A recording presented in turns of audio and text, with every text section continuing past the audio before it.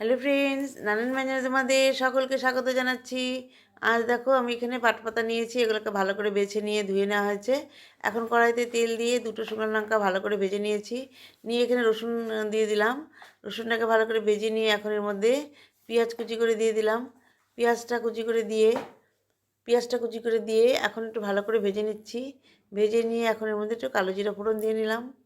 কালো জিরাটা ফোড়ন দিয়ে একটু ভালো করে ভেজে নিয়ে এখন এর মধ্যে পাটপাতাটাকে দিয়ে দেব। এখন এর মধ্যে পাটপাতাটাকে দিয়ে দিচ্ছি। দেখছো তো অনেকটা পাতপাতা, কিন্তু যখন আমি মানে যেইভাবে রেখেছি তো অনেকটা নিচেরটা মজে গেছে। তো এখন একটু নেড়ে নেড়ে দিচ্ছি। এভাবে ভালো করে একটু নেড়ে নিয়ে দেখো নিচেরগুলো একদম মজে একটু হয়ে গেছে। তো অনেকটাই পাতপাতা ছিল, তাই একদম অল্প হয়ে গেল। তো এখন আমি এর মধ্যে লবণ আর হলুদটা দিয়ে দেবো। এখন লবণ হলুদটা দিয়ে ভালো করে একটু মিশিয়ে নেব। দেখো এইভাবে একটু ভালো করে মিশিয়ে নিলাম। ওইদিকে আমি অনেকক্ষণ আগে মুগ ডালটাকে ভালো করে ভেজে নিয়ে তারপর আমি এটাকে ভিজিয়ে রেখেছিলাম। তো মুগ ডাল দিয়ে বানাবো। তো এখন এর মধ্যে একটু গরম জল দিয়ে দিলাম। দিয়ে এখন এটাকে একটু ঢেকে দেব।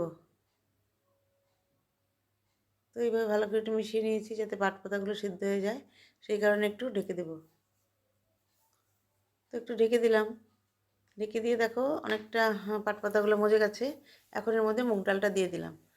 তো মুগ ডাল দিয়ে তো আমি বানাচ্ছি, কিন্তু মুসুর ডাল দিয়ে একদিন বানিয়েছিলাম। তো সবচেয়ে বেশি ভালো লাগে মুসুর ডাল দিয়ে, কিন্তু আমি মুসুর ডালটা খাই না, মানে আমার ইউরিক অ্যাসিড, ওই জন্য আমি মুসুর ডালটা খাই না। তো মুসুর ডাল দিয়ে বেশি টেস্ট হয়, তো একদিন খেয়েছিলাম। তো এখন দেখো এই যে এইভাবে মুগ ডাল দিয়ে বানালাম। তো মুগ ডাল দিয়ে তারপর ভালো করে একটু মিশিয়ে নিচ্ছি। তো এখন এর মধ্যে না একটু জল দিয়ে দেবো, কারণ কি মুগ ডালটাকে তো একটু সিদ্ধ হতে হবে, সেই কারণে। তো এখন একটু মুগ ডাল দিয়ে একটু আর একটু জল, মুগ ডালের জন্য সিদ্ধ হওয়ার জন্য আর একটু জল দিয়ে দিলাম। জল দিয়ে তো এখন একটু ভালো করে একটু মিশিয়ে নিয়ে এখন এর মধ্যে 3টা কাঁচা লঙ্কা দিয়ে দিলাম ফেলে, দিয়ে এখন এটা ঢেকে দেবো। তো এখন এটাকে একটু ঢেকে দিলাম একটু ভালো করে মজে যাওয়ার জন্য। দেখো একদম মজে গেছে।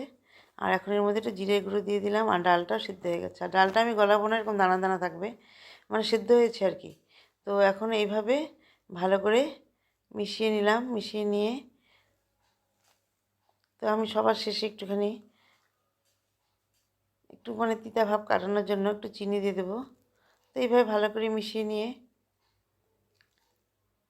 তো এর আগে আরেকটু ঢেকে দিয়েছিলাম। তো এখন একটু ভালো করে নিয়ে নিয়ে এখন এর মধ্যে সামান্য একটু চিনি দিয়ে দিচ্ছি। তো চিনি দিয়ে এখন আর একটু ভালো করে মিশিয়ে নেব।